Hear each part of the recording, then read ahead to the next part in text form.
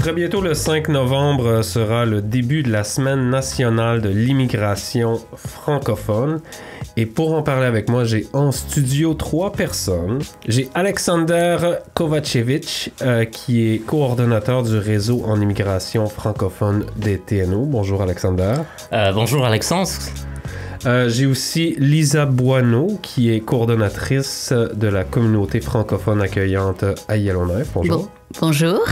Et aussi le directeur du réseau TNO en santé, Monsieur Christian Hiroy. Enchanté.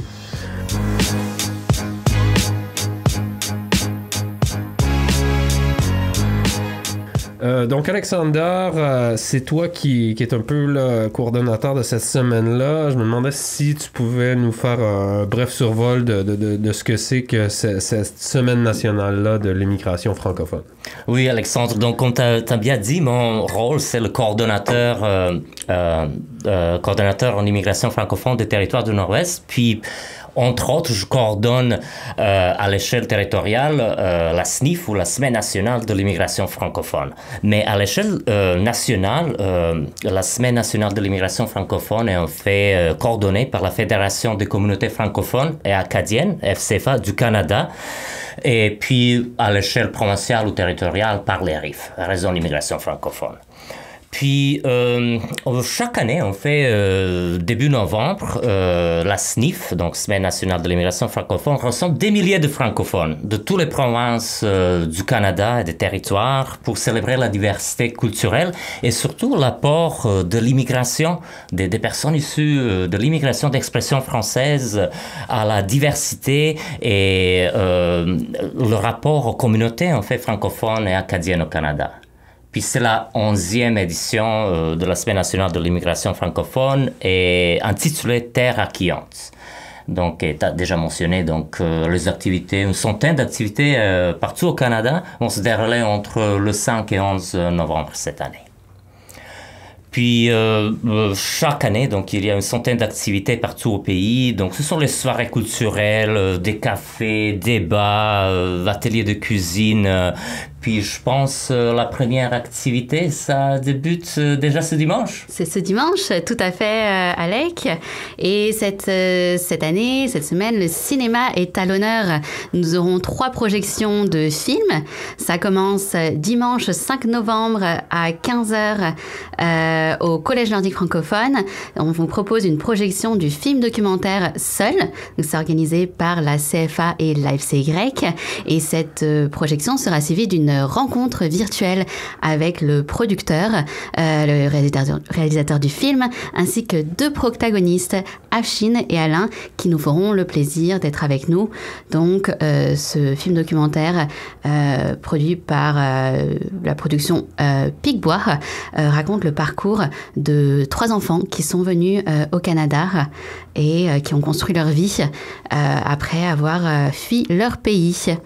Donc, ensuite, on aura 2 projections. Le mardi 7 novembre, et ça, c'est organisé par l'AFTSO, et ce sera à Hay River et à Fort Smith à 19h, et on va projeter le film Spiritualité d'aujourd'hui en partenariat avec l'ONF. C'est un bon timing parce que c'est un festival de films en même temps cette semaine, donc vous avez bien coordonné ça dans le temps. Christian, qu'est-ce que c'est que cette rencontre d'information que vous offrez avec le service TNO en santé? Oui, donc c'est une séance d'information interactive qui porte sur l'hiver au TNO. Donc on va, à travers cette séance d'information, on invite en fait tout le monde qui sont au TNO, que ce soit des personnes qui ça fait longtemps qui sont ici, ou encore des nouveaux arrivants, à venir apprendre un peu des trucs et des astuces pour vivre, profiter de l'hiver au TNO, que ce soit les vêtements à porter, que ce soit la santé mentale, la lumière et beaucoup d'autres sujets. Et en plus, il va y avoir des petites collations à la soirée. Puis, juste un petit avant-goût, est-ce qu'il y a un petit truc que vous pourriez mentionner là, pour la santé mentale en hiver à Yellowknife? L'exercice physique, la nourriture saine, c'est le genre de sujet qui vont être abordés? Exactement, oui. C'est sûr qu'il y aura un aspect santé qui va être abordé dessus, mais on va avoir aussi tout l'aspect de qu'est-ce qu'on devrait porter, les sports, le tourisme, pour en fait montrer aux gens que l'hiver peut être quelque chose qui est fun à faire au TNO et de ne pas avoir peur de l'hiver qui se rapproche. Surtout pour les personnes, c'est leur premier moment qui sont au TNO et qui vont vivre leur premier hiver. Oui, moi je sais que personnellement, ce qui a beaucoup amélioré mes conditions hivernales, ça a été de m'acheter un bon manteau puis des bonnes bottes d'hiver. Ah oui, ça c'est sûr. Mais ça c'est la base, il y a beaucoup d'autres choses aussi. Oui. N'oubliez pas votre vitamine D, c'est maintenant que ça commence. Moi, j'utilise aussi cette lampe Happy Lamp, comment on dit ça, luminosité thérapie? La lampe de lumière. Oui, luminothérapie, exactement, oui. Ça aide, ouais. L'activité de l'hiver au TNO, de comment appréhender l'hiver au TNO, se déroulera le dimanche 12 novembre de 13h à 14h30. Puis il y a plein d'autres activités. Il y a des activités donc culturelles, santé, il y a aussi des activités entrepreneuriales. Ce que je trouve intéressant vraiment parce qu'il y a le 6 novembre déjà un atelier en entrepreneuriat, c'est vrai en français. Et cette activité est soutenue financièrement par la ville de Yellowknife. Donc s'il y a des écouteurs, des personnes qui veulent se lancer en affaires ou qui sont déjà en affaires, mais venez voir cet atelier, c'est vraiment intéressant. C'est un incubateur francophone qui donne un atelier sur l'entrepreneuriat. Puis j'ai oublié de mentionner au début en fait que la Semaine nationale de l'immigration francophone est financée par IRCC, donc Immigration, Réfugiés, Citoyenneté Canada, via Fédération canadienne des FCFA. Donc, c'est vraiment une semaine pleine d'événements, d'activités qui est financée par différents programmes, puis ça rejoint plein de partenaires. Et c'est pas juste ici à Yellowknife que c'est célébré, là. Ça se passe partout au Canada. Le reste de la programmation, on a une grosse programmation le jeudi 9 novembre. Donc ça commence le midi. On vous invite à vous rendre au Collège nordique francophone de midi à 13h pour une sensibilisation à la culture et à la langue klitchon. Donc c'est bilingue, c'est ouvert à tout le monde et aucune inscription n'est nécessaire. Et c'est pas fini, on enchaîne le même jour, le 9 novembre, sur la journée d'accueil pour les nouveaux arrivants. Donc ça commence à 17h30 jusqu'à 20h et ça se passe au Centre du patrimoine septentrional Prince de Galles, donc au musée de Yellowknife, organisé par la communauté francophone accueillante. Et là, c'est le gros moment pour vous, les nouveaux arrivants. C'est votre journée. Venez découvrir les kiosques des fournisseurs de services. Nous aurons le plaisir d'avoir avec nous la mairesse de Yellowknife pour vous remettre votre certificat de bienvenue ainsi qu'une trousse d'accueil. Si vous êtes membre de la communauté, venez avec nous. On aura un buffet nordique, des collations, des visites du musée avec 2 guides autochtones. Donc, ça va vraiment être un très bel événement. Tout le monde est bienvenu et c'est gratuit.